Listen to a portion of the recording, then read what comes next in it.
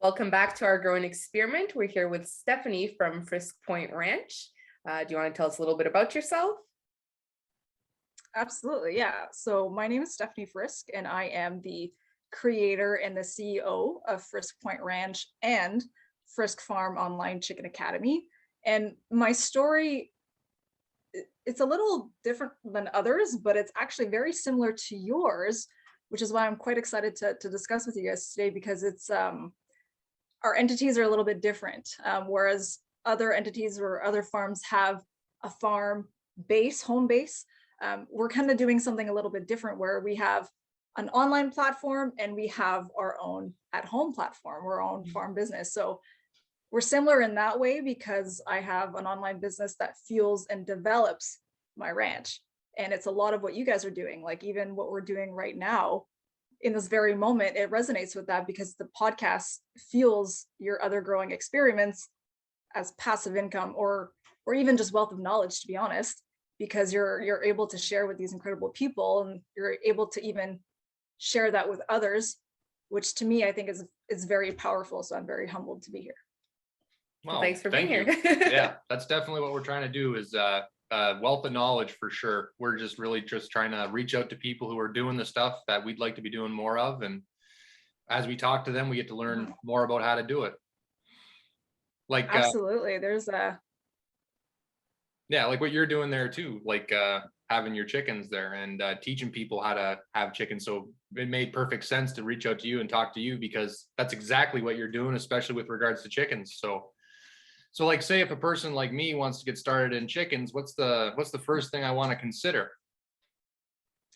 Well, the first thing that I would ask, my first reflex question is, where are you? Because raising chickens in suburbia, which is where I started off with, versus raising chickens out in the bush or raising chickens on a farm, it's very different. And especially depending on your legislations and things like that, you have to be very wary of that.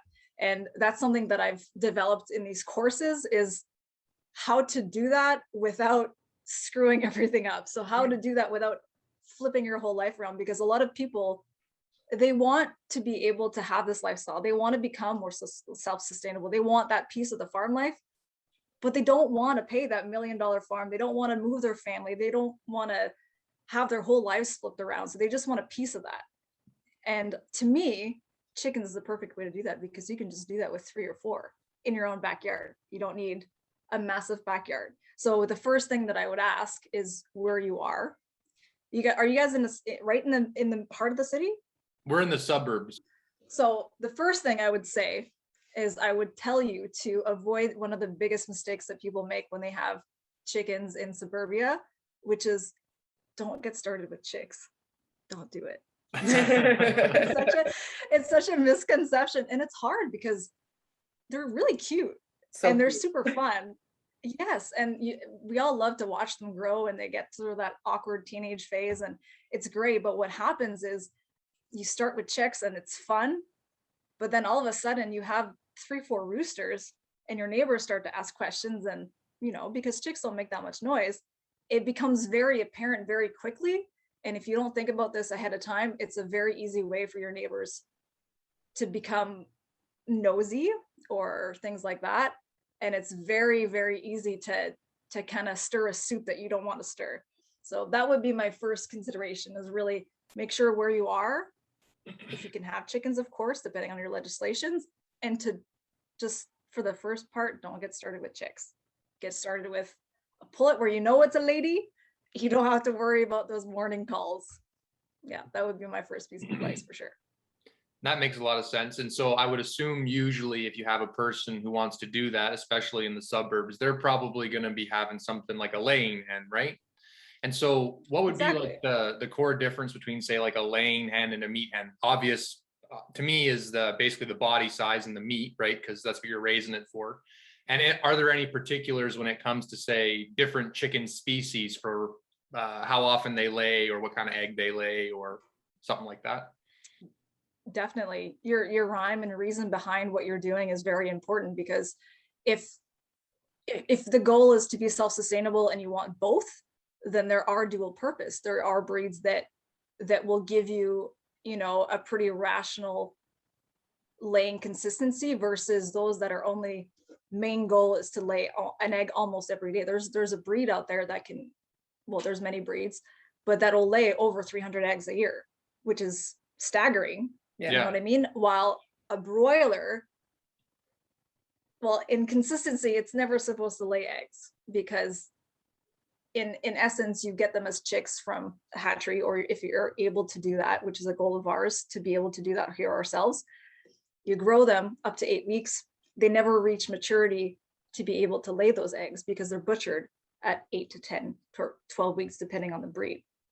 So the main characteristics between the both is that your laying hens, depending on what you want to do, your laying hens are going to be really a pillar into what you want to do. If you want laying hens, go for the really strong breeds. You can do your Sussex, your Rhode Island Reds. The names kind of change. Like I know in the South, they call them comets, red comets. It's all the same idea. They're all crossbreeds or hybrids, and they really deliver in your eggs. Like I remember when we were in suburbia and we started with 6 red sexlings, and we were over flooded with eggs. We had 6 chickens, we had 6 eggs a day, and we were struggling to just eat it all. But that was the dream reason behind it. Yeah, your eggs every day, lunch, dinner, snacks. That's what it was. Yeah. And another thing I was just thinking of too, because you were talking about how, say, your broiler chickens there, you're only going to bring them up to say 9 months and then you're going to butcher them. So with your hens that are laying, is there a consideration with their age as well? And like, say, is there a peak time where they're going to do their most laying, or? That's a very good question. Yeah. So while broilers, they're only really not supposed to survive, but most people just raise them to 8 to 10 weeks and then butcher. Your laying hens, they have a much longer return on an investment, so to speak, where you can keep them for 3 years. Typically their peak is about 2, and then it's naturally starts to decrease. You'll notice too, if with big factory farms, what they do is that they'll add lights and things like that, and they'll change the feed to try to keep that consistency, but it's just a natural depletion over the course of the years. While a hen can lay for its entire life, 9-10 years, it won't lay as well for the first 2 years. Or the first 2 years, you'll probably see that 300 egg a year mark from that one hen. After 2, you'll see maybe 200. After 3, you'll see 4, you'll maybe see 100. It'll slowly go down. And that's why a lot of people, they keep that rotation, and most hens don't really see over 5 years, especially in those big factory farms. After 2 years, they're out of there. So I really like the aspect that people are getting more comfortable and more aware really about what's happening out there. And if they don't like that, then they can do it themselves and they can keep that chicken. It kind of resonates a little bit more about the work that goes behind it. Yeah, you have a more hands-on experience and more relationship to the caring of the animal. And it also, I think, is a lot more ethical in the sense where you know that this animal, say eventually when that animal runs its course where you're going to need to bring in younger chickens, well, you give that chicken one bad day and then you throw it in the pot. And I mean, it seems like merciful versus what you consider what would happen in nature, or versus a large scale farm where you're going to have animals literally living on top of each other. So, I mean, it definitely makes sense. Yeah. So I guess that's probably what you would do then. Once the chicken starts to age out, then you consider sending them to the butcher, I guess, or butchering them yourself or whatever. Yeah. When it comes to laying hens, it's a little bit difficult because, and like the best analogy that I can come up with on the spot for some reason is like, I can compare a laying hen to like a dairy cow. If you can picture a dairy cow, they're very skinny. It's normal to see on a dairy cow to see bones.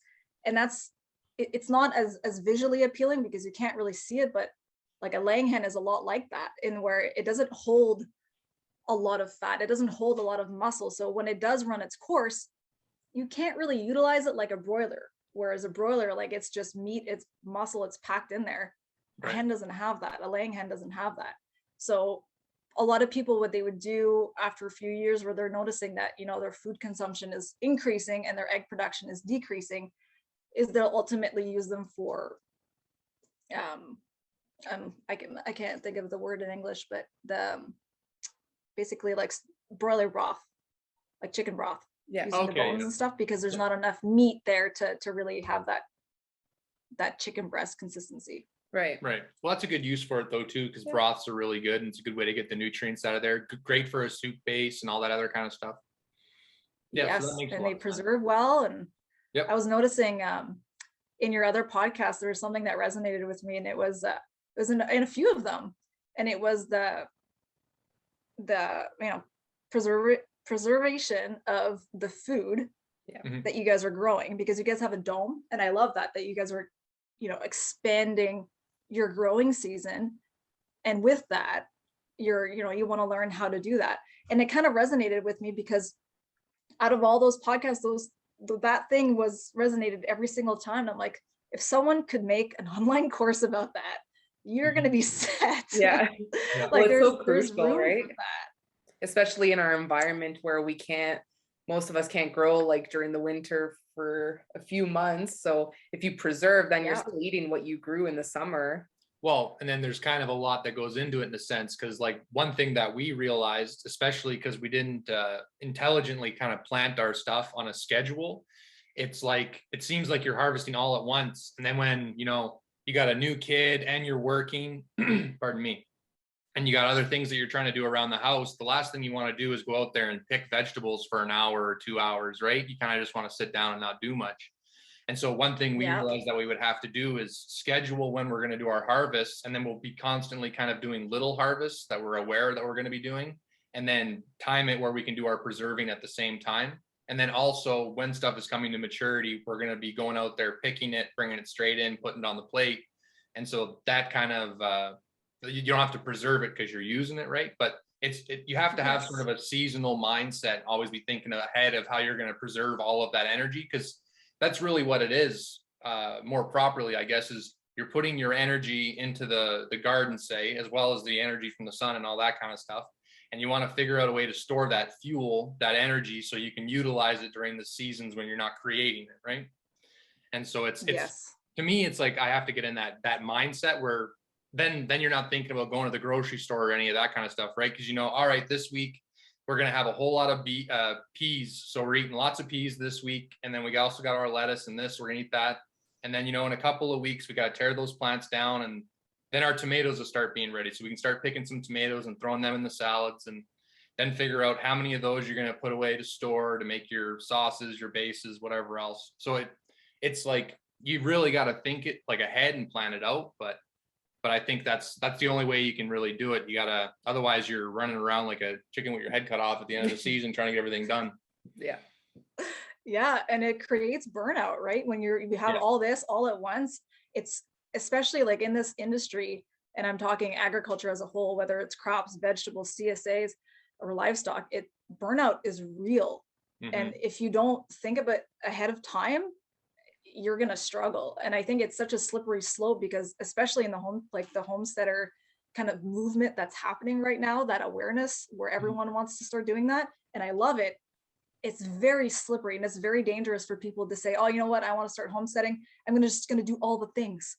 I'm going to get chickens, I'm going to get broilers, I'm going to start a garden, I'm going to do this, I'm going to preserve. And it gets so heavy so quickly, and then you burn out, and then you start to question, like, what am I doing?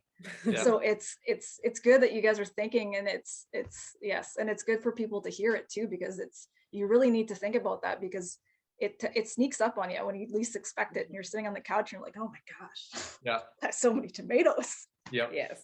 And that just kind of made Yeah. me think maybe a good parallel would be like for a person who decides, oh, I want to get fit. And so they go to the gym with their new workout plan they found online, and they're like, I'm going to do 3 sets of the bench, and then I'm going to go do squat, and then I'm going to go do deadlifts. And then the next week, their whole body is beat to hell. They're tired. They have no motivation to go. And it's like, well, yeah, everything in your body is telling you to stop because you're beating it up. Yeah.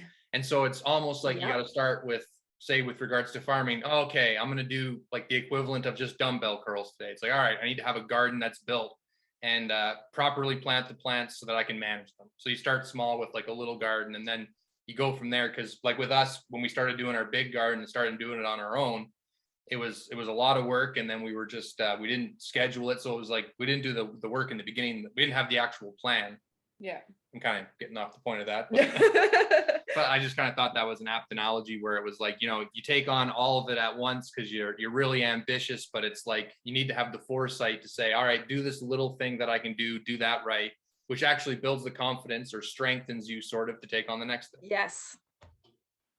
It's like, I think it's so important. And like I said, it's a slippery slope. Like and I hope that anyone who hears this is just get really, really good at one thing at one point in time, and then keep going. Because as you get better with that one thing, you step over the biggest hurdle, and that's just starting.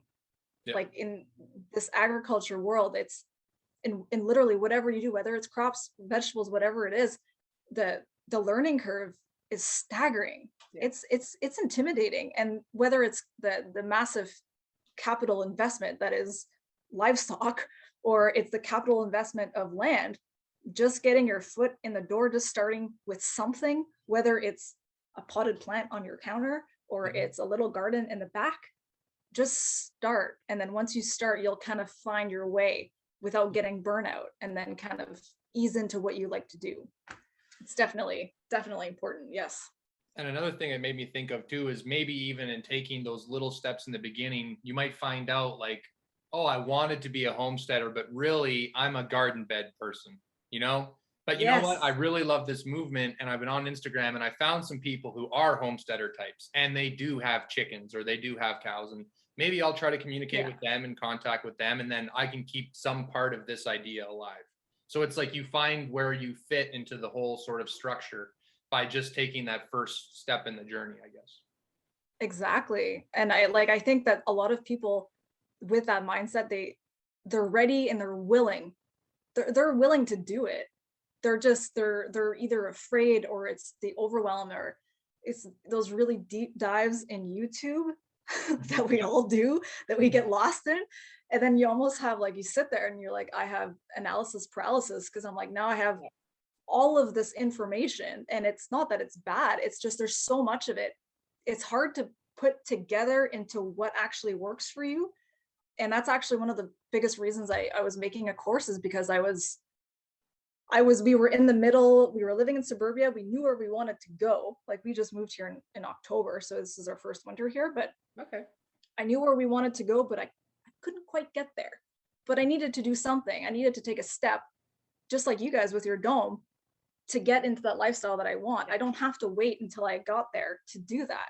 Yep. So in order to get over my own analysis paralysis and to help others get over that hump or that step, I just put everything in a nice little package, and now it helps people all over the world just start. It's as simple as that. Just start. Yep. I don't portray myself as an expert, and I don't think you really need to be, to just start. Yep. It's just that little pumpkin push Yeah. to get you out the door. Yeah, well, you're kind of like an adventurer who's went off into new land, and you've come back with a map to sort of teach people how to go to this new place. And the place is sort of more sustainability through way of managing your own food.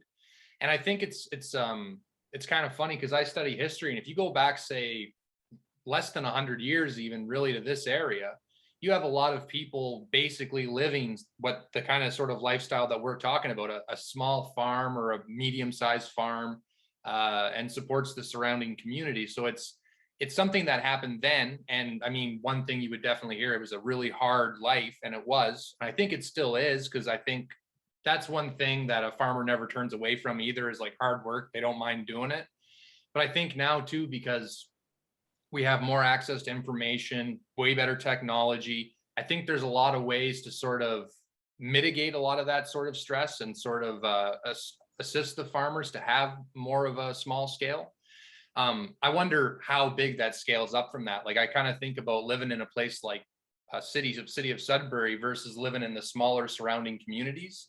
And I wonder if, like, because the smaller surrounding communities, they already have farms there, if it's like easier to create that small loop in with those small communities than it is having it. Because, like, we were talking about this today, it's like living in the city, part of living in the city is you want access to, say, the big box stores and the resources. You want sort of expediency, you want sort of low friction interactions and all that kind of stuff. And we're sort of talking about, going back to the getting your hands in the dirt and doing that kind of stuff. So it's like, I see a lot of appeal to it, but it's something you really got to like believe in. I think it's probably a hard sell to the modern person in a way too, because it's like, you tell them, yeah, you can do all this work and you'll have these great carrots, which will be super nutrient dense and they'll make you happy. And then they say, well, I can go to the store and buy a kilo of carrots and I'm pretty happy with that. So like, but it's like you got to really have the belief in the system of it. That's actually really interesting. It makes me think, like, especially today, more than ever, I think we have like a massive influx in people who are becoming more aware, right? And like especially this generation, like they're very aware of the current state of how everything is, and they're ready to make a positive impact in where they can. Mhm. And although that may differ from one side to the other, like they are ready for that. And I think a part of how farmers, like you were talking about, how it might be easier for a farmer in a smaller community to kind of be more in tune with each other compared to a larger area. I think if we are more geared and we are willing to give and to be able to like inform them in the way that they're able to receive, or in the way that they want to receive that information, that's going to make a really big difference. Because like just as an example, like we were raising chickens, it's been a very long time, we're doing broilers and eggs, and I could talk all day about the benefits of what this product is and how it was raised. They don't really want to know that. Like it's important, but what they really want is how it affects them. They want to know, well, what is that going to do for me, or how can I learn that? I don't really want to do it the way that you do, right? So like having, and it's something that I really wish, and I want to help encourage other farmers to do, is to be able to give the information that they are ready to have, like especially with COVID right now, online learning, like there is such a massive demand, and there's never been a better opportunity for farmers especially to create that and to be able to give that to the generation the way that they are used to having it. Right. It's like the recipe for success. Like that one course sustains and continues to grow this thing. And I haven't even had cattle on this farm yet. So you know what I mean? Like if in a way that a farmer can, in today's world, grow and be more in tune with the city that it's in, is to be ready to give in the way that people are either used to receiving it, or in the way that people are looking for it. Like I was listening to Old MacDonald Farm, and I absolutely loved what they said, because they were saying that they want to create more events, because we're lacking in that in Sudbury. There's not a lot of places where you can go. That right there is a connection. People are actively seeking things to do because there's nothing to do here, right? And that is a really great way for them to communicate like that. And I think like if, especially farming and agriculture in that sense, we're so stuck on word of mouth. We're so stuck on, like, this is a good product, you should care about this.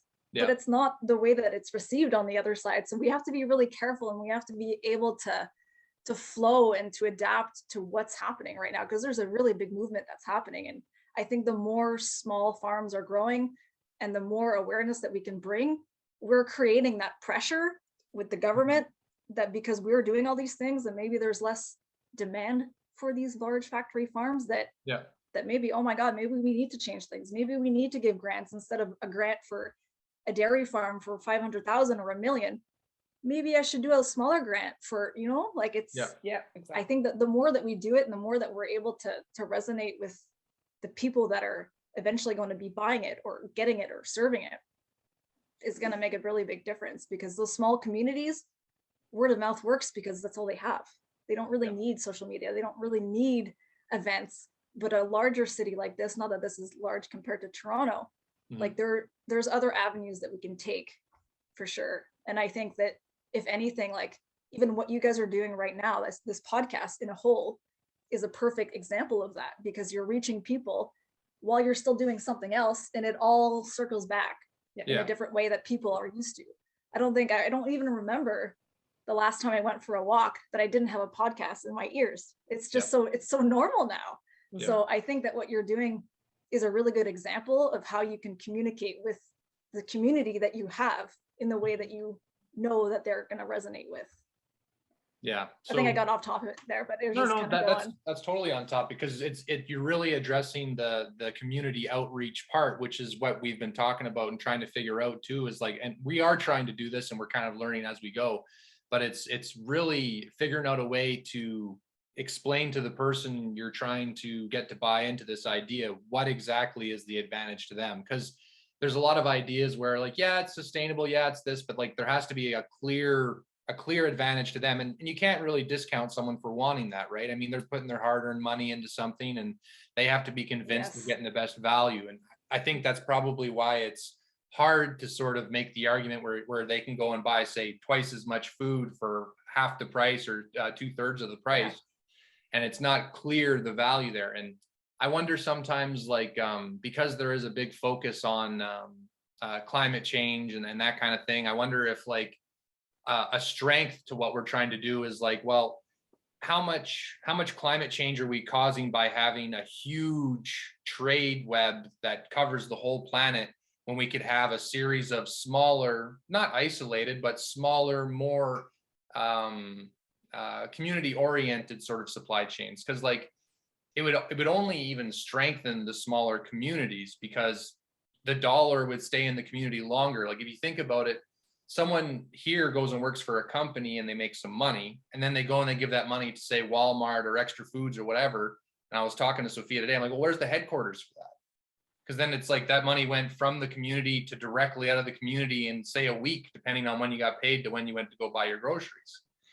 And if you look at, say, taking your money and giving it to a local farm, well, now that local farm might go buy feed from a local feed yard, and then that local feed yard might go buy another thing of eggs before finally maybe they go and buy a set of clothes that went out of the community. The point being that that dollar would stay in the community, say, a few weeks and circulate, and kind of everyone gets to touch that dollar, versus it going straight out of the community instantly. And I mean, I think there is an inclination towards that kind of thinking right now, but it's also really hard, because one thing we talked about today too was some people think that a lot of this type of a movement is sort of elitist, I think was the word that was used. And it's like, because there is some price restriction to getting involved. And I can see that in some way, but it also, I think, depends on what you're focusing with your business. Because I don't really see focusing on preserving food chains as very elitist, because I mean, everybody eats. You know, if you're focusing on some things that aren't maybe as necessary, I can see where you're saying, well, that's like, you know, a nice thing to have, but not really necessary. Yeah, I'm kind of rambling now, I guess, but the point I was making is I think one of the ideas is maybe trying to sell people on like, no, it matters where your dollar goes, especially if you want your community to be good. It's an investment in your community, which you would think would make it better for everyone in the community, just because everyone's getting paid relatively well. Yeah, supporting each other. Yeah, and I mean, people like don't like minimum wage being too low, say. It's like, well, the way you kind of get around that is like, no one's paying for minimum wage when it comes to the farm. Like when you buy the chicken, right? You're paying more than minimum wage, but you're paying a living wage, right? The idea is the person you're paying can have a life, and a life that's, you know, reasonably comfortable. I mean, they're still working their butt off because they're farmers. Yeah. But it's like they get to have a decent life, and you get to have decent food, and it just seems more of more human interaction, instead of having food that comes from who knows where, picked by who knows who. And I mean, it's good to support. I mean, someone's getting paid for their work, but it seems like maybe you're having a more direct value exchange in a smaller community. Yeah, because it's the value too. Like most people we're talking to, they say they quit their jobs and did this, and now they're working way more than they used to, but it's the rewarding part of it, right? Like it's, to them it means so much more than what they were doing before. So it's the value. And it's like, that's the one hard part, in a sense, is it's great that we talk to people who want to do this, but they've already bought in, right? Yeah. Like, say, Stephanie, for example, is 100% in, right? So it's almost preaching to the choir, but we're trying to figure out a way to really get to the consumer in a way which helps sort of keep the whole system. And I think it's beneficial for both sides. Yeah. Yeah, that's a beautiful message. And you actually said it really eloquently, that I think it was in another podcast, and you kind of touched base on it a little bit, is that you said that we have all the resources that we need, and exportation and importation almost seems silly, because, you know, we're raising cattle up north, we're shipping them down south to Toronto to finish them, for them to be shipped into Brazil for the like it seems silly, like when you really think of the grand scheme of things as to why we're doing that when we have everything we need right here. And that's the beauty of this industry, is that, you know, you can have, like, I would love to see hundreds of farms here and not have to see or go to that styrofoam meat and see a farm that I don't know with labels I don't really trust, you know, cage free, like who knows nowadays what that even means, because there's so much hidden stuff there that you don't know, and that you can't really know even if you look into it. So it's definitely, it's a movement that I hope sticks. And I think that you are right when you were talking about it's an elitist belief, and it's also a challenging belief depending on what you're doing, especially like, because if you're doing vegetables, if you're doing CSA, if you're doing fruits or trees, I feel like people are a lot more supportive of that, especially right now. Whereas where we're heading and kind of shifting, which is really focusing on like the genetics of broiler and cattle. And there's a lot of pushback there, especially right now with the vegan movement. And it's a little touchy right now. So that while there is a really good movement of awareness, you have to be really, really careful. But in essence, if in a perfect world, and I don't even know, I hope to see it in my lifetime, but I would love to see all these farms doing very similar things, like down the road, or there's a vegetable CSA. Oh, this girl does fruits. That's awesome. Oh, this girl has nut trees. This guy has Christmas trees. Like these guys are all doing grass-fed beef, but they're all, even if we're all kind of doing the same thing, we're offering it in different ways. We all have a little bit something different. Like we can have 5 different pumpkin patches, but people will go to specific ones for a reason. So I would love to see that in my lifetime. I hope to see it in my lifetime. So that makes me wonder too, if it's like, if the push that would help kind of create this community, or sort of give it a bedrock to be built upon, would it be that there has to be way more sort of food suppliers that could provide more to the consumers that are, say, living in a place like Sudbury? Or is it you got to get kind of people buying into that idea, and maybe even try to get, like, say, the government to make it a little easier? Because I think right now the way laws are set up around farming, it makes it pretty cost restrictive, and it makes it really hard to get involved at a small scale, especially when you're getting loans and stuff like that. Like I think banks want to give loans to big farms that are doing more monoculture type of things.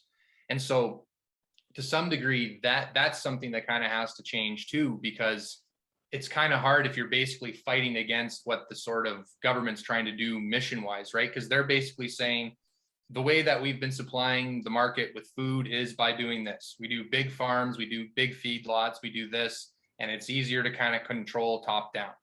You're like, okay, and you can see where there's, I mean, I think one of the biggest problems we have in North America is that we actually throw out a ton of food. Like I think like that's kind of really a problem. And it's probably because the way we do the food, it's like, it creates surplus, but then the surplus is being not used and wasted. And that's really, really bad to be doing that. Like you're taking all this energy from the earth and then throwing it out. Like at least now, like they're in the community here, like they have a program where you can go and get food that's about to expire, and then exactly, and then put that into the farm. That's good, because now we're not wasting that, right? We're turning that energy and giving it to an animal, and then we're not wasting that output, right? So like I wonder if maybe there's a way to sort of argue that. It's sort of hard, because you got to think the people who have the big agriculture businesses, they also probably got a lot of money to fight and say, no, what we're doing is more efficient, it's a better investment. But these people are doing is they kind of don't have the choice. So like I think that's like we kind of have to figure out a way to rationalize that argument and be like, no, the proof is this. Like, come look at my farm. The animals here have a higher standard of living than they do on any of those farms. The amount of transportation or fuel cost that's used to get my animal to the actual customer is far less than what you're using. The environmental damage because of my program being living with nature and not opposed to nature or oppressing nature. It's like, so it kind of has to be like almost like a 5 or 6 point plan where you can lay out like, no, I am actually doing a better job for the environment. No, I am actually providing better quality for my community.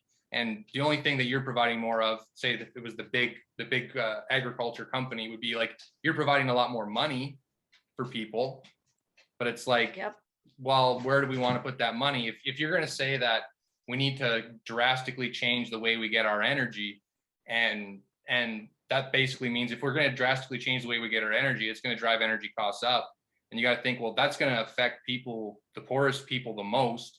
And so that's another reason we got to consider, like, how sustainable is this really big monolith kind of thing versus a bunch of tiny little food chains within a larger food chain, right? Like, you're trying to argue for a strong base versus a huge structure in a sense. And I think there's some argument there, but it's like, there almost needs to be like a cohesive sort of, almost like a farmers coalition kind of, that sort of. Yes, a revolution is what we need. Sort of, yeah. Like basically what you have to do is sort of look at, like, people who get stuff done in government, what do? They lobby. All right, well, we need to create our own lobby in a sense for small scale agriculture for small cities and towns or whatever, because that's the way you get the leverage on the government to actually enable you to do what you want to do, right? Which is set up a sustainable food chain that benefits the environment, the community, and even yourself, because you're having an enriched life by working out in the field, working with the animals, and earning an honest day's pay. Yeah, you're absolutely right. And that, I do believe that that's something that we need. And, you know, there's always people that are willing and able to devote themselves to that lifestyle, but there's others that aren't. And that's kind of creates the room to breathe and the need for these small little businesses. But you're right. I am curious to see what would be necessary to really create a change, because although the movement creates a little bit, I think it just stirs up maybe like the old way of doing things. Mm-hmm.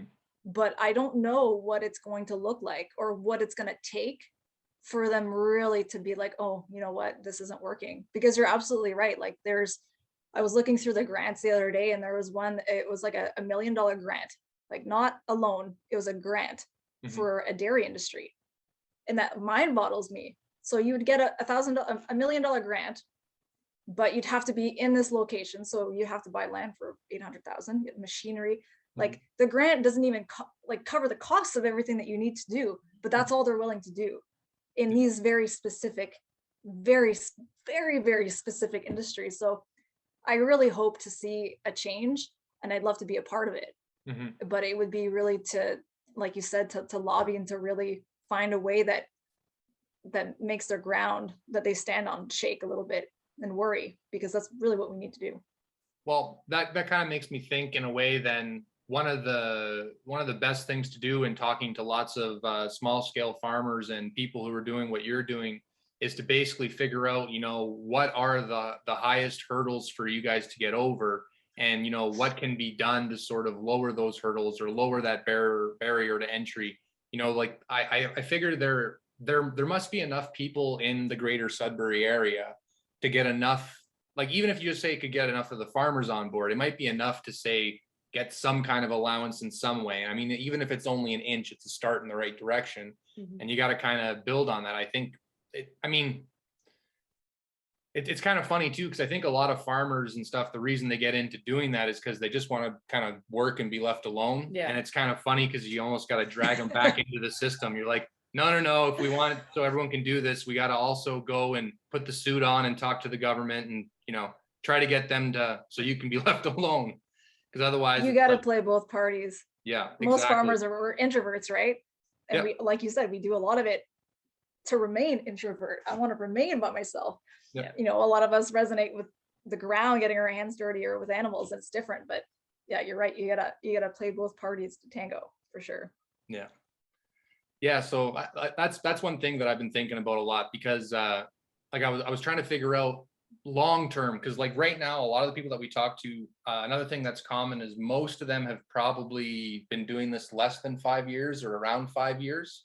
And so that's still pretty early. And I think in a business, usually you're not even looking at making profit until, say, you've been in it for, say, 5 years or 3 years at least. And I don't know what the margins work out to in, say, farming. I imagine they're probably pretty tight. But So like that's one thing you got to kind of figure out is like, you know, how do we make it so it's just easier for people to get into it? And if maybe that's not a way, that's a good lever of change. It's like, okay, well, how do we get people into it even though there's a high barrier of entry?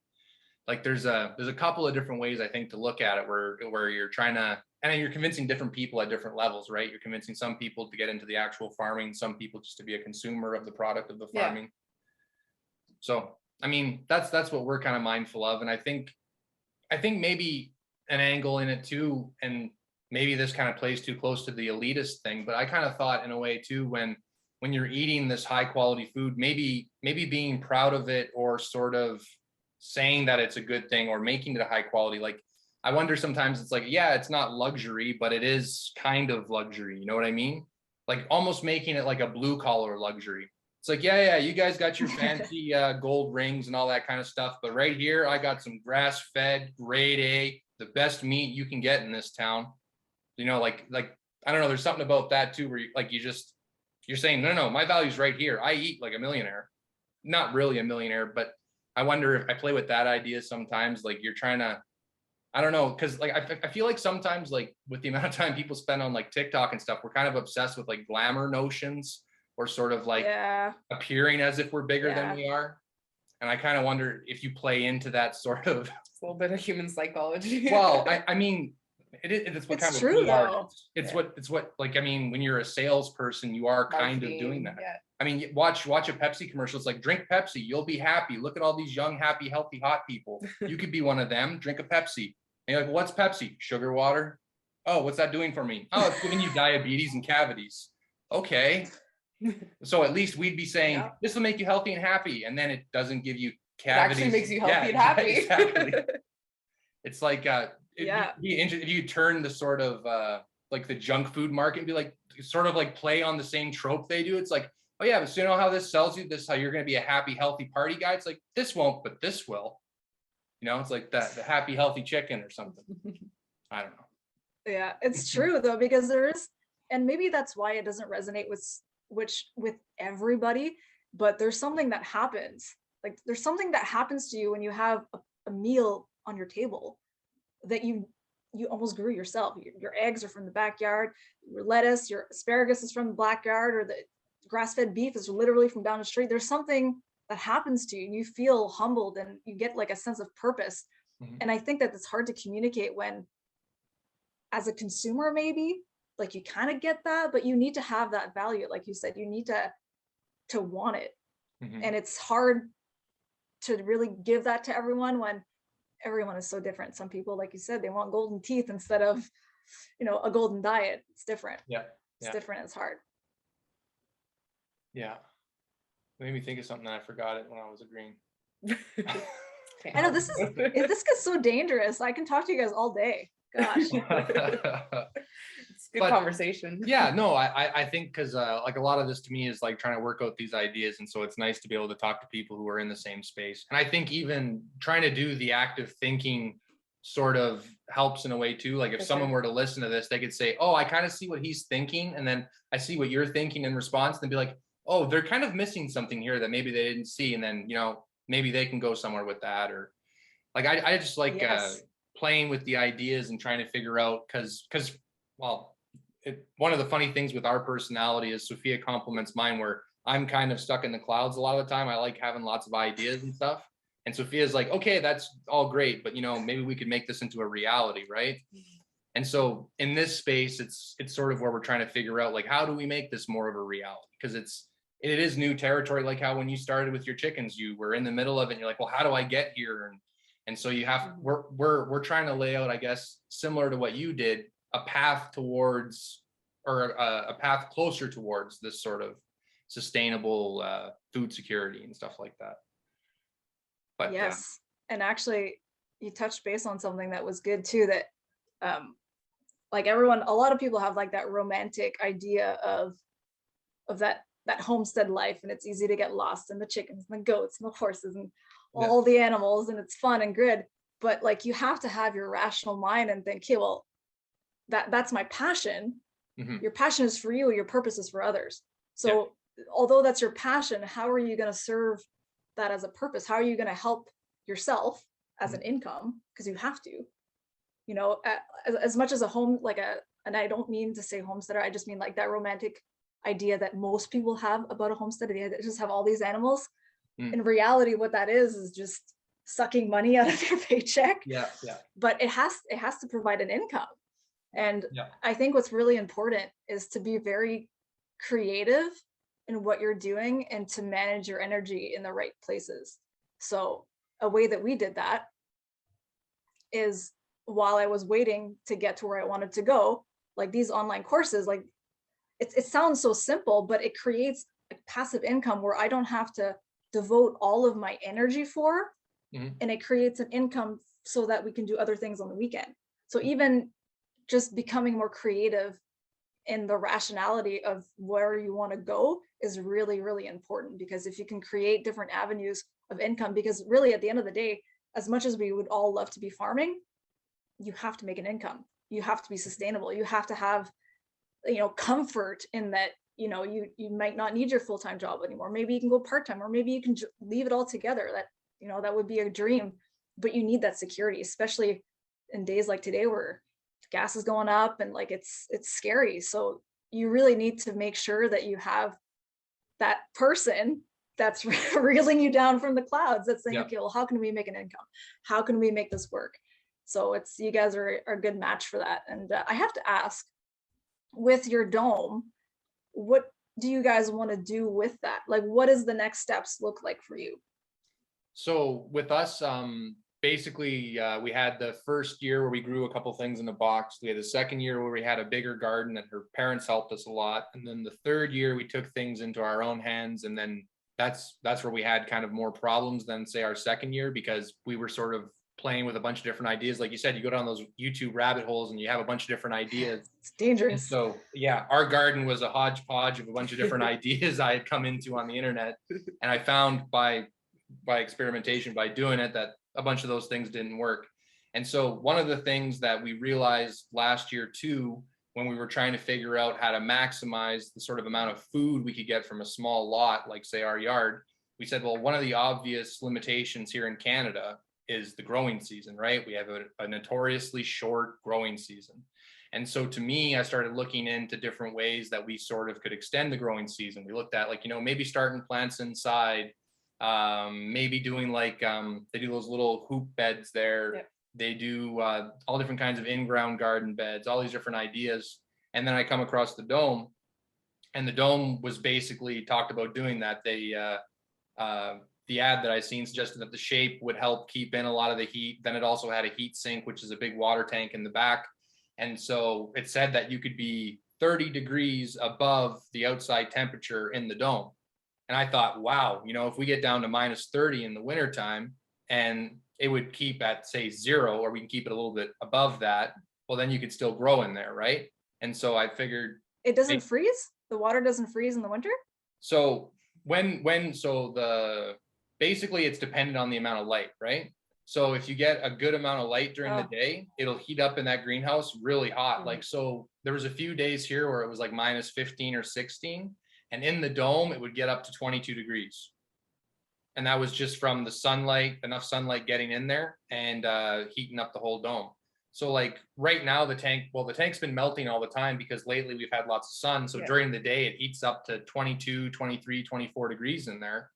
And so it's getting very warm. The biggest problem we really had was, so where our dome is in the backyard, where the sun comes up in the morning, we basically lose the first probably 3 hours or more of sunlight in the morning just because of where our neighbor's house is located. And then when the sun finally comes over that, in the low time of the year, we're maybe getting 5 hours of sunlight on there. And really, I think you need probably about 8. Yeah. So really, I think we can extend our growing season, but we won't be able to grow right through the winter like I think we had originally planned. Or I think you're still extending your growing season. Exactly. Yeah. So what we've been talking about lately is there's some plants that I think they talk about wanting to get started right away. Like I think peppers is something we're gonna have to start pretty soon. Yeah. And then we started figuring that what we would maybe do is start some stuff even earlier and then put it in the dome earlier when we know we're gonna get basically enough light to support the growth of those plants. and then try to work on using it as sort of a place where we could do succession planting, or use it as an environment that's a little bit more controllable for some of our plants that are harder to grow or more susceptible to water. Like say last year, towards the end of the season, we fought powdery mildew because we had a few days where it just kept raining and raining, and our plants just stayed humid. And so we're going to kind of use it as a tool to extend our growing season, to have a little more climate control over the plants that we need a little more climate control over. And so it's really part of trying to utilize our space as good as we can. Yeah, when we got into this idea of what we wanted to do, it was really, we wanted to, grow food for ourselves. We really want to be self-reliant.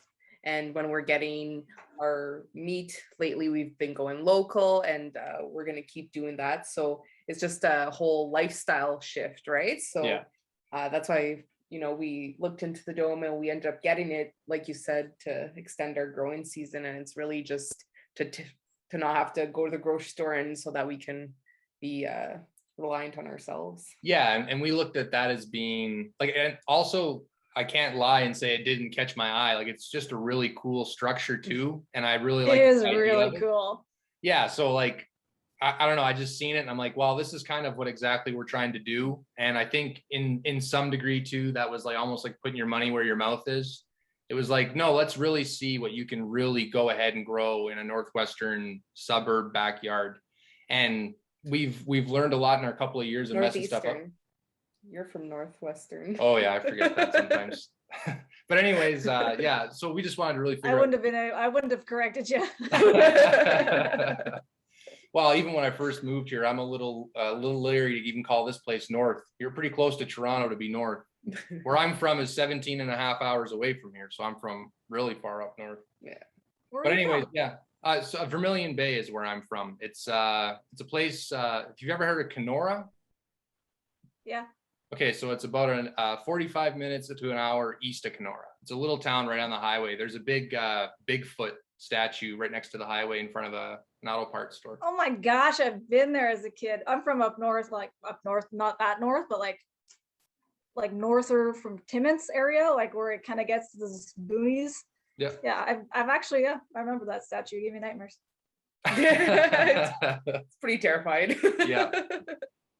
But yeah, it's so like this year too, we were just talking about how we're laying out our garden. So it's kind of exciting getting ready for this year coming too, because you're making all your plans and we're like, okay, this year we did this, so that's not going to work. And so we were talking about, oh, maybe we actually need another bed here, because we're going through all our seeds too. And we're like, holy crap, we got a whole bunch of seeds and we need to figure out, where we're going to put it all. So yeah, that's the sort of the going forward plan right now. I think eventually, like, I would like to be able to say grow enough for ourselves, and then if we could say feed her parents down the road with their vegetable supply, and then maybe our like her sister and her husband and that kind of thing, like that would be kind of like, to me, really good, because I don't know if we could have the scale here to really provide anything to a market on any kind of a reliable sort of schedule. So I think it would be just kind of supplying our own little local family kind of in a way with just better food, hopefully. Yeah. And then that's still a really good goal. Yeah, of course. The price of food right now is great. And I think there's such a misconception that people tend to think that, oh, I can only have this lifestyle if I have like 5-6 acres. Well, I know very successful market gardeners that do everything they have on an acre and a half. You don't need that much land. Yeah. So like, even what you're doing, extending your growing period, that's incredible. And there's not a lot of people doing that. And it's like, now that you say it out loud, and now that I'm thinking about it, it's almost like a no-brainer. Like, I'm surprised not more people are doing it. And it actually kind of resonates a little bit with me, because now I'm thinking that maybe in a way to keep the waters from freezing in the winter for the cows, I might just build a dome on top of it, and I'll just keep the water from freezing at least as much. Yeah. But that's interesting. Yeah. Like that, or some kind of a greenhouse even, or something like that. Because like another thing I got looking into when I was looking at greenhouses there was, I found this house that I think was built in Sweden, and there was a couple that was living there, and they had basically built a house, and then around the house they built like a greenhouse exoskeleton almost. So they had converted the top level of their house where their roof would be into like a patio almost, where you could go sit up there. And so the whole house is enclosed in a greenhouse. And so all of the heating for the house was basically passive solar by creating a greenhouse effect around the house. And this was in Sweden. So they're a fairly similar climate to what we got. And it was just a really cool idea. And it kind of gets you thinking about the different uses of a passive solar structure. Because really, that's all the greenhouse is. It's maximizing the passive solar energy. Just like one of the things that we learned that was a great idea that probably saved us a lot of money this year, passive energy, rain collection. You know, like that's huge when you're watering. So simple. Yes. I know. And it just, and like, even like, because we got like a big hill in our backyard, it would be a good idea for us to dig like sort of a ditch or some kind of a swallow. I can't remember what the structure is called, but you sort of build it. It's a rain capture basically, and it traps more water under the ground and it gives you access to more water. It's because you get water that kind of goes under the ground. You can get more access to the plants that are near that area. It's working with your environment, right? Yeah. Figuring out what you need and getting it. Yeah. Trying to figure out how to utilize all of the outputs that aren't being utilized. And so passive solar is a big one because it really surprised me. Like in days where it was really cold, as long as that dome would get direct sunlight, it would really heat up in there, like really, really heat up in there. And so I figured that's interesting. Yeah, I figure even if we wanted to run that all year round, it would probably need heat and maybe some lights in there for 2 or 3 months. And I think it could probably manage the rest of the time just kind of natural. Yeah. But we'll see this year how that goes, because like I said, it's our first year. It's our first year with it, yeah. Because we planted a few things in there at the end of the season just to see. Like we wanted to see, you know, how warm it would stay in there without us adding any heat. We wanted to know basically if we'd get enough light in the backyard and all that kind of stuff.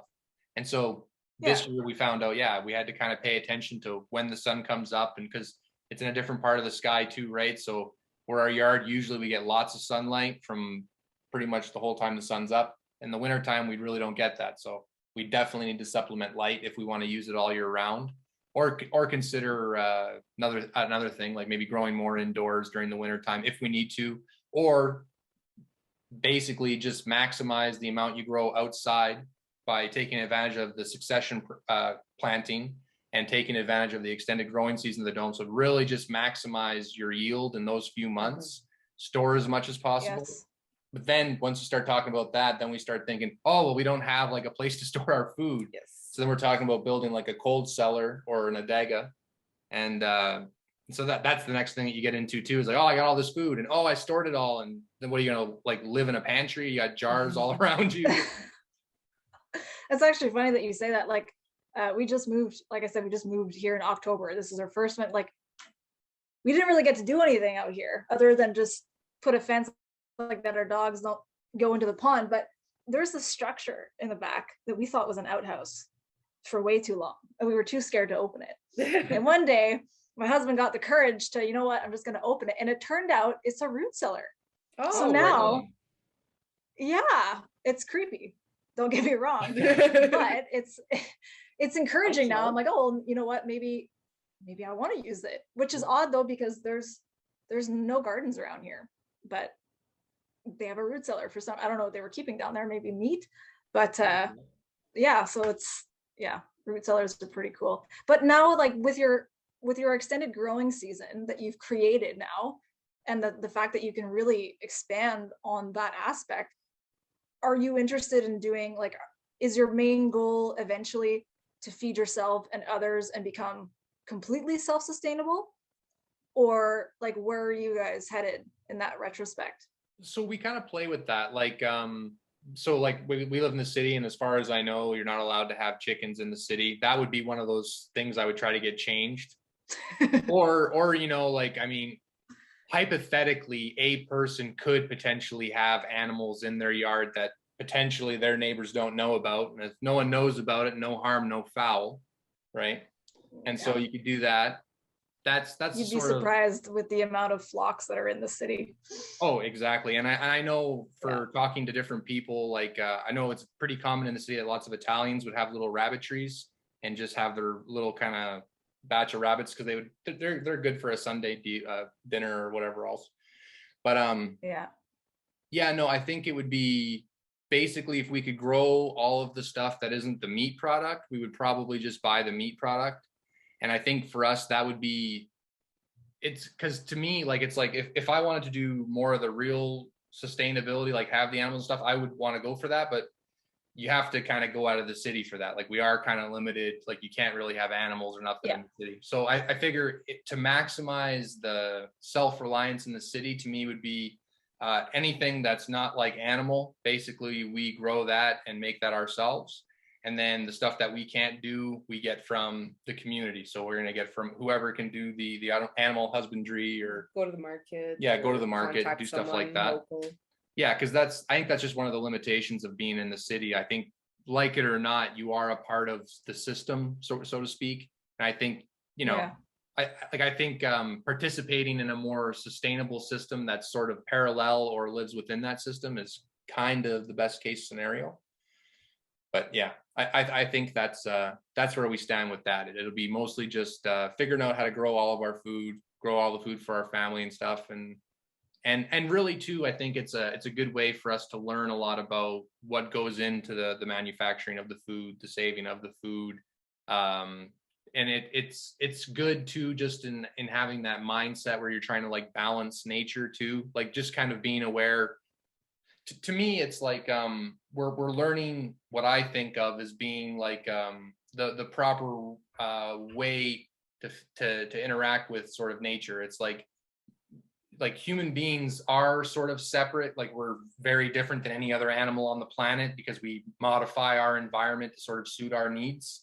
And I think you can go too far in an extreme that way, where you're modifying the environment too much. And I think Mother Nature is the type of person that you can push her far and you can push her really far, but eventually she does snap back.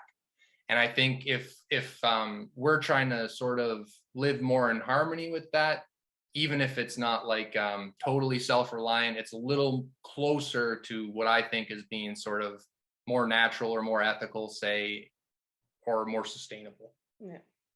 So I think that's kind of the modus operandi, I guess you'd say, what we're trying to do. Do you have and that goes along with the movement that's happening, right? Mm-hmm. Everyone is more likely to think and want a product that, you don't see a massive feedlot, or you don't see these acres and acres and acres of crops and the soil that's just drying. They don't want to see that. They much rather see a small local farmer kind of just doing his thing.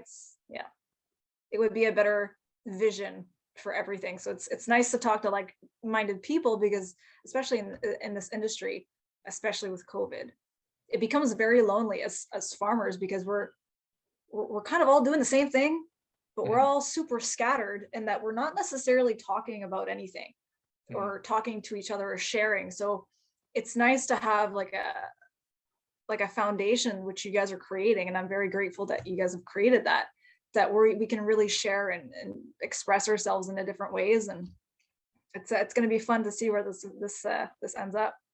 Yeah, I think so too. And I think hopefully that comes through in the spirit of what we're trying to do, where I guess that is kind of what we're doing, is we are kind of bringing farmers together so they have a place that they can talk, and small local business people where they can talk to each other and express the sort of value in investing in the community, and show that they are providing, in fact, a product that is really worth the investment, right?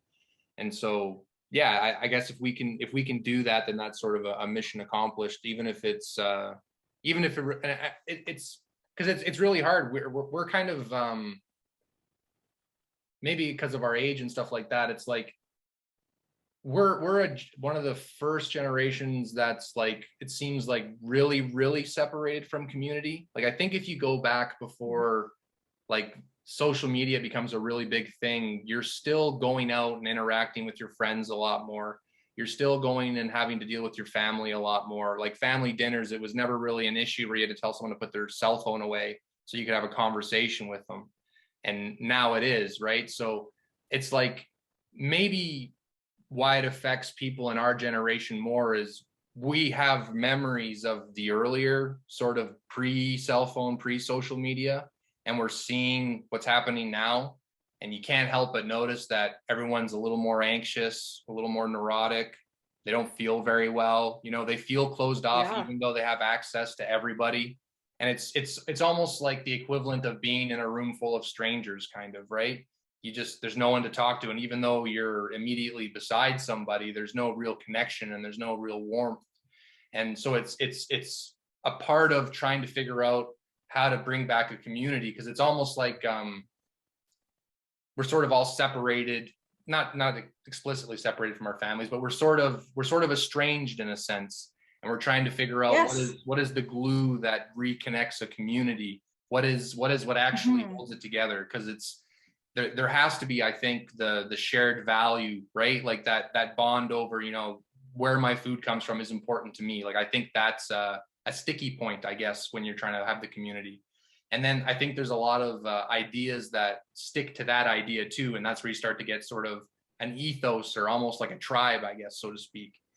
And I think that's the hard part, right? And it's kind of funny, because I think, like, it's almost a thing that human beings have been thinking about for a really long time. Like, how do we get people to stick together and work together, right? So, no one's figured out the answer yet, so I don't feel so bad for not having all the answers for it. But we're kind of blindly reaching for it, I guess.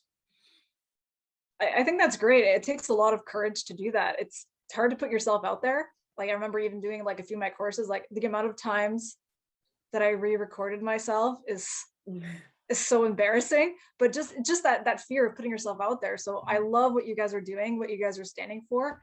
And it kind of makes me think of in the States, they have like these agriculture, these homesteader communities, like they have conferences and webinars, and they have these big gatherings. We don't have that here. There's nothing programmed like that here. So we remain all separated, even if our end goal is all the same.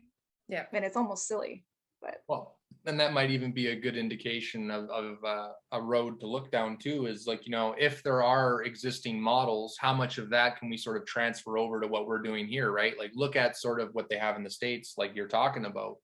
And if that model it's strange how different it is there compared to here.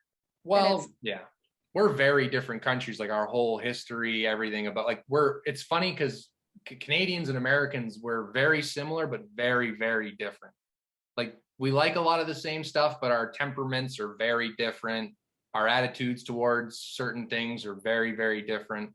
So like I could see, because to me, Americans definitely have an essential part of their character is that like rugged individualism. And I think that preserves an ethos of more rural communities, more doing stuff on your own. And I would argue that lends itself to living with the land and all that kind of stuff. So I could see that being a little closer in a sense to what maybe makes it easier for the Americans to have that. And I think Canadians, one of our strengths, even to some degree, is that we kind of congeal a little bit better around kind of one idea.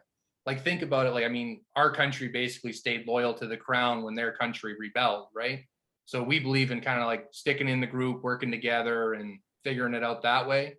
Whereas our American counterparts are a little more willing to kind of stick out and do their own thing. And because it's kind of part of their attitude, right? It's sometimes people think it's a little less endearing, and sometimes people think it's a little more endearing. I mean, it's a give and take, but I think that's put very nicely. Yeah, I have a lot of respect for our brothers and sisters to the south there. I think they got a lot of cool stuff to teach us, and this might be an example of something they could teach us, where they got a model that works, and we just might be able to say, oh well, this wouldn't work here, but this would, so let's take the parts that work, start running with the model, and fix whatever needs to be fixed as you go along. So I think that would be something interesting to look into. Yeah, I know I also need to reinvent the wheel, right? Well, exactly, right? Yeah. What is it? Yes. Smart. No, I'll screw up the saying, but it's something to the effect of smart people create new ideas and like geniuses steal ideas, or something like that. It's almost like stand on the shoulders of giants if it's there. So if they've already got something done right, it's like, we'll take the parts that work, make it work for what you're trying to do. Make it better.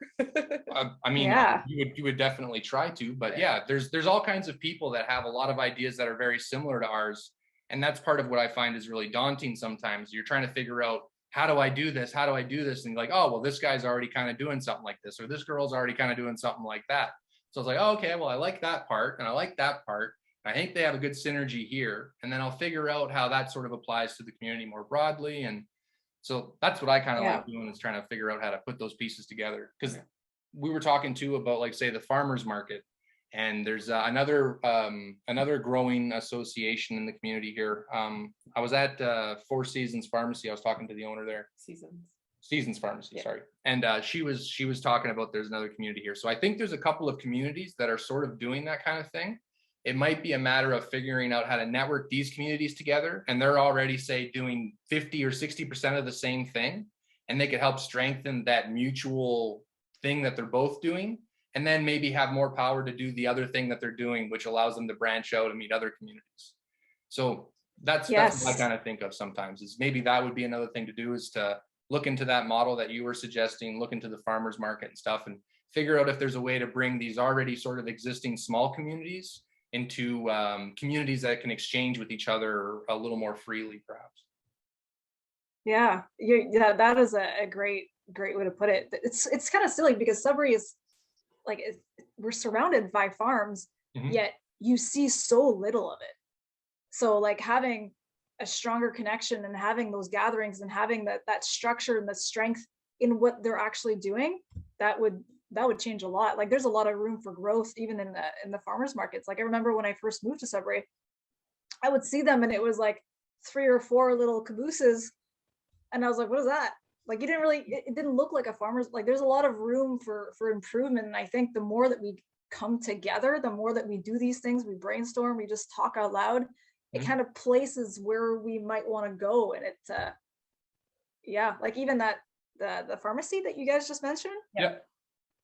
Yes, like I knew of them, but I didn't really connect until you just said that's they're doing those things. So it's just that awareness that we have to bring out. And Sudbury it's kind of like a blank slate with that. There's very little active farming. Like what I would honestly love to do in the future would be to bring 4-H back and really strengthen that. It's popular up north, but down south too. But there's none of that here. Get those super fancy pigs, those super fancy cows, those really create and show off those genetics that people were really proud of. So and that kind of even as another pillar of bringing them together. And that even kind of makes me think too, how like at least when I was in high school, it seemed like country music became more popular for a while, or maybe it was just because I lived in a really rural community. And I know it's a bit hacky and a bit corny, but there was almost like sort of a pride in being kind of a redneck type or a farmer type. Like, if you weren't blue collar, you weren't blue collar enough. Yeah, exactly. Like there was always another level. Well, at the school I went to, it was very like maybe not very cool. Maybe I don't have an idea of what cool is, but people I knew thought it was cool to wear Carhartt jackets to school because they were. It still is. Well, yeah, exactly, right. So it's a signaling of being working class, though, right? And like even the idea of being a farmer and this and that, like I know I had buddies who were farmers, and he would wear like a big belt buckle to school and stuff like that because he was like a real cowboy basically. But like I don't know, it's like there almost has to be like sort of an archetype to latch onto in a way. Like it's almost like a role model, right? Like, and I think the sort of cowboy or farmer, there's a lot of good aspects about that, right? It's like, well, what do you know about a farmer? You can rely on them. They're hard workers. They're tough as nails. They tell the truth. You know what I mean? There's all these cool things to latch on to. Yeah. Exactly, right? And I wonder if sometimes like that's part of the idea you're selling too, is like it is about that, but the kind of person that does that is a special kind of person. He's a noble farmer type, or she's a noble farmer type, they got integrity, they got like, and there's because that's part of it, right? Like there has to be an idea you can really like believe in to latch onto, like, because even like everything that anybody does, like why they get up in the morning and go to work, they have to have sort of a story that they believe they're writing, or something that guides them in a sense, a sort of map to lead them to the why in life. Why get up? Why go to work? Why do this, right? And you got to have almost like a lens to kind of latch on to start moving forward in a sense. I think there's a really lack of people lack purpose right now. Yeah. There's so much going on. There's so much going on all the time, and we have access to so much. we don't really have like a rhyme or reason for what we do. And a lot of people, they're just like you say, they get up, they go to work. Why? Because I need an income. Why? Because I need to pay for food. Why? You don't, a lot of people don't have that purpose. And a lot of those who are growing, whether it's vegetables, whether it's, fruit, whether it's trees, whether it's just pasture, whether it's just hay, you have a sense of purpose that you kind of can't live without. You need that kind of purpose. And if without it, you're kind of lost. So a lot of the people that I've found that are farmers or homesteaders even, they have that. They have that fire inside them that says, no, this is what I'm going to do. This is what I want to do. I don't care how hard it is. I don't care what I have to sacrifice. This is what I want to do. And it's hard to find nowadays. And you're right. It takes a special kind of people to do it. Yeah. Well, it's kind of funny too, where maybe this is a sign of our modern times, where people think like, maybe the purpose of life is like, just be happy or just experience good things and stay away from experiencing bad things as much as possible.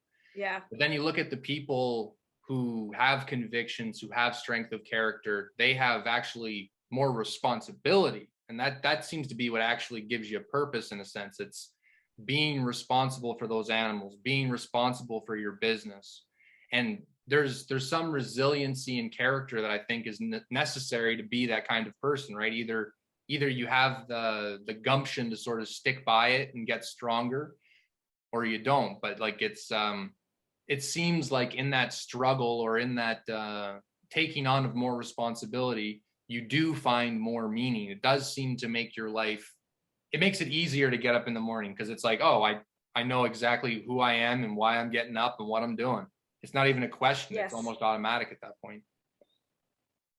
Yeah. Yes, absolutely. It's so easy to get lost with everything that's happening. So definitely 100%. You clicked on something and for some reason, it just like escaped. Well, I'd like to say thank you very much for taking the time to talk to us today. It was a lot of fun. It was really good to kind of exchange ideas and talk about the shared values behind what keeps industries like what you're doing alive, and helps hopefully grow them. So would you be able to tell us and anyone else who's listening where they could get access to your course or get access to other services you provide?